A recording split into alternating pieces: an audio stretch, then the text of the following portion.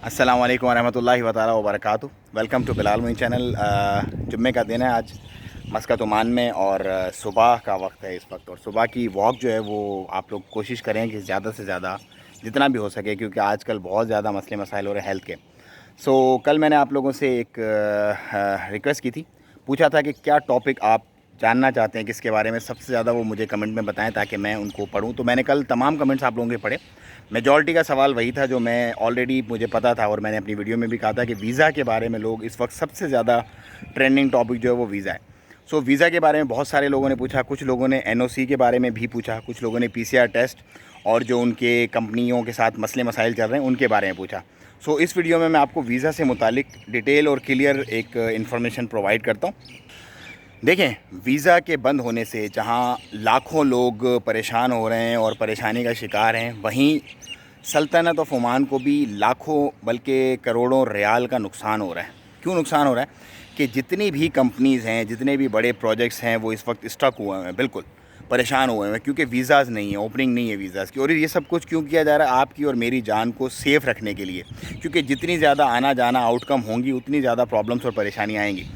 ये तो है वर्किंग वीज़ा से मुतालिक कि बहुत लॉस हो रहा है, बहुत ज़्यादा लोगों को लॉस हो रहा है इससे, वर्किंग वीज़ा के ना खुलने से। उसके बाद दूसरा नंबर है फैमिली वीज़ा। फैमिली वीज़ा की वजह से बहुत सारे लोग मेंटली डिस्टर्ब हैं, क्योंकि बहुत सारे लोगों की फैमिलीज़ जो हैं वो स्टक हैं उनके ममालिक में और वो लोग स्टक हैं यहाँ पर। फैमिली की बॉन्डिंग और फैमिली की जो ज्वाइनिंग है वो नहीं हो पा रही, क्योंकि फैमिली वीज़ाज़ भी ऑफ हैं। नए वीज़ाज़ जो लगे हुए हैं एग्जिस्टिंग वो रिन्यू हो रहे हैं, उनका कोई प्रॉब्लम नहीं है सच। उसके बाद तीसरे नंबर कैटेगरी है जो कि हमारी विज़िट वीज़ा और एक्सप्रेस वीज़ा की आ जाती है। विज़िट वीज़ा और एक्सप्रेस वीज़ा मैं तो कम से कम आने वाले कुछ समझ लें कि महीनों में नहीं देख रहा, लेकिन ऑफ कोर्स फाइनल जो फ़ैसला करेगी वीज़ा से रिलेटेड वो सुप्रीम कमेटी ही करेगी। अगर वो चाहें तो कल भी खोल सकते हैं, अगर वो ना चाहें तो फिर उनकी मर्ज़ी है, क्योंकि वो प्रॉपर रिपोर्ट्स को रीड करेंगे जो कि कमेटी उन्हें प्रोवाइड करेगी, जो उन्होंने वीज़ा पे कमेटी बनाई है, जो मैंने अपनी पिछली एक वीडियो में आपको बताया था। उसके बाद उसको एनालाइज़ करने के बाद सारे सिनेरियोज़ को देख के तमाम डिपार्टमेंट से मुशावरत करके उसके बाद ही कोई डिसीजन आएगा वीज़ाज़ पे। मुस्तकबिल करीब में हम एक्सपेक्ट कर सकते हैं कि कुछ वीज़ाज़ को ओपन कर दिया जाए, लेकिन उनकी टर्म्स एंड कंडीशंस होंगी ऑफ कोर्स कि मे बी जैसे UAE की तर्ज पे UAE ने भी बहुत सारे ममालिक के वीज़ाज़ बंद किए हैं, लेकिन उन्होंने टर्म रख दिए कि 60 साल से ऊपर के बंदों को नहीं होगा वीज़ा।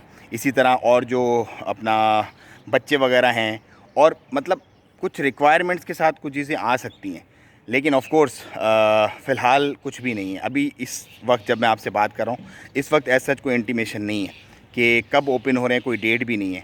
लेकिन ये एक ओवरऑल एक एनालिसिस था जो मैंने आपके साथ पेश किया है। और कुछ लोग ये कह रहे हैं कि यार बस ये बंद किए हुए हैं, ये खारजियों का है, और ये ऐसा कुछ भी नहीं है।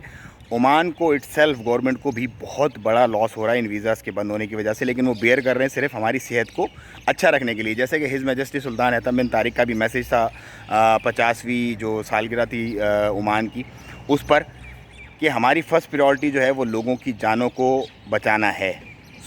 मैं लेता हूँ आपसे इजाज़त, दुआओं में याद रखें। अस्सलाम वालेकुम रहमतुल्लाह।